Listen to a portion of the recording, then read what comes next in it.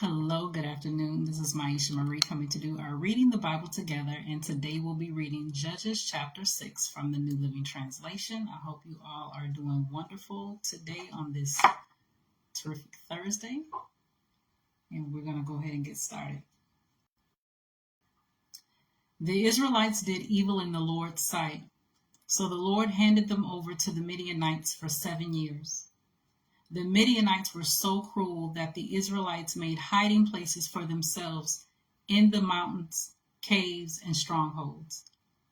Whenever the Israelites planted their crops, marauders from Midian, Amalek, and the people of the east would attack Israel, camping in the land and destroying crops as far away as Gaza.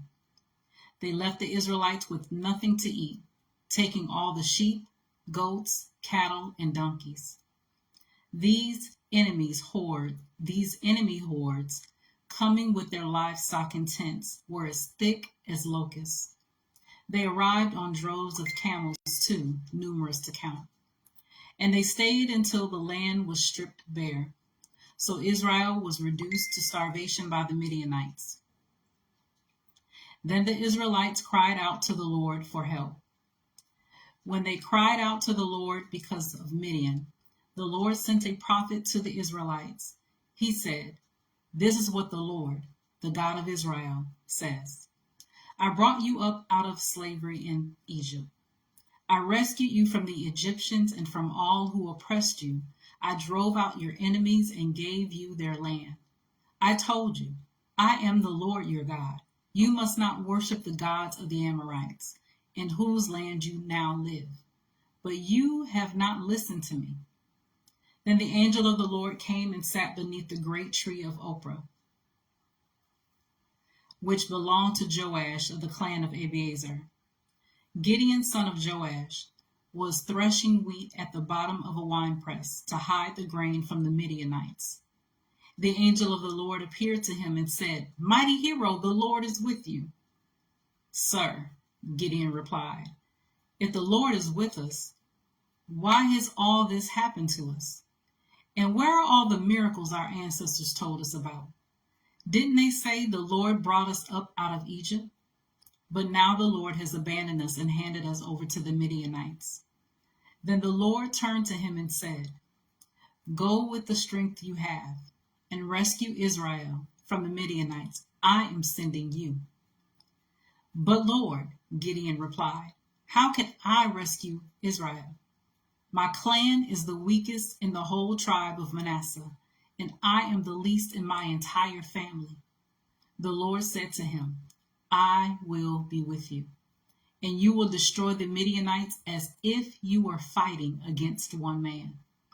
Gideon replied, "If you are truly going to help me, show me a sign to prove that it is really the Lord speaking to me. Don't go away until I come back and bring my offering to you." He answered, "I will stay here until you return." Gideon hurried home. He cooked a young goat, and with a basket of flour, he baked some bread without yeast.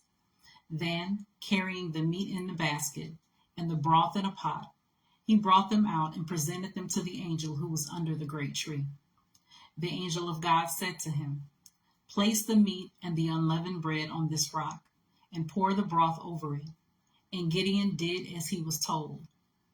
Then the angel of the Lord touched the meat and bread with the tip of the staff in his hand, and the fire flamed up from the rock and consumed all he had brought, and the angel of the Lord disappeared.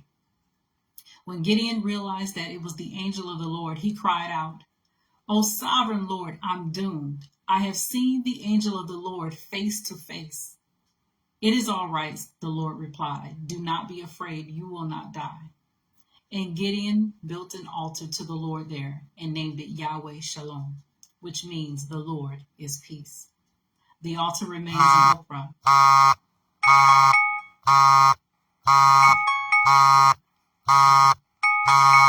There we go. Sorry about that.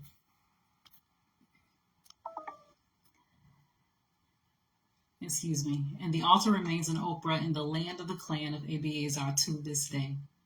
That night the Lord said to Gideon, "Take the second bull from your father's herd, the one that is 7 years old, pull down your father's altar to Baal, and cut down the Asherah pole standing beside it.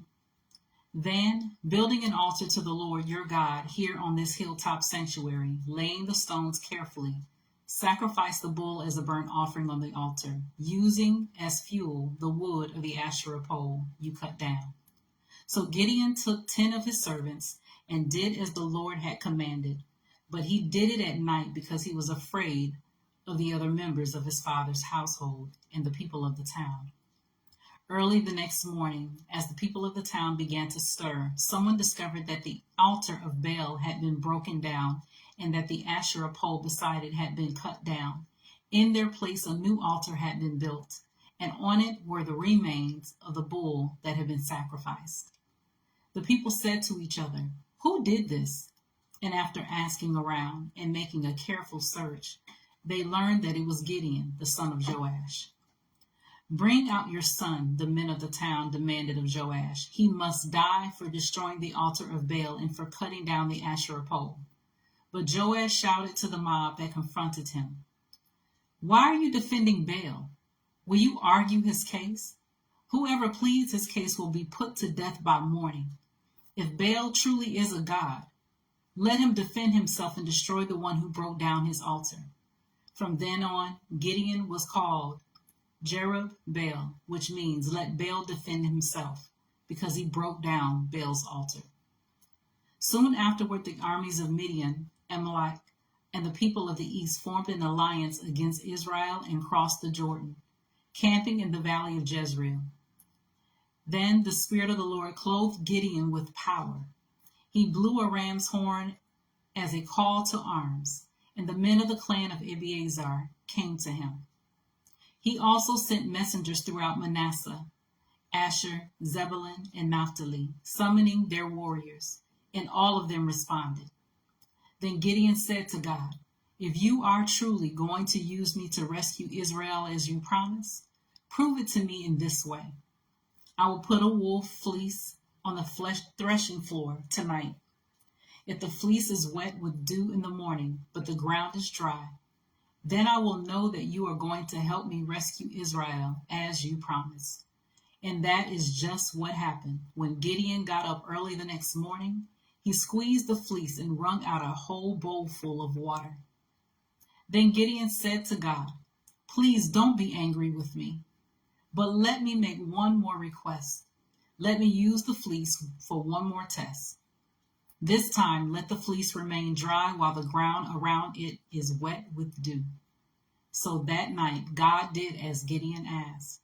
The fleece was dry in the morning, but the ground was covered with dew. So that was Judges chapter 6 from the New Living Translation. As always, continue to search the scriptures daily to see what is true. Allow Holy Spirit to illuminate the word to your heart, your mind, and soul, bringing knowledge, understanding, and wisdom, and most of all, revelation of who God is, his true nature, his character, and how much he truly, truly loves you. You guys take care. God bless, and until next time.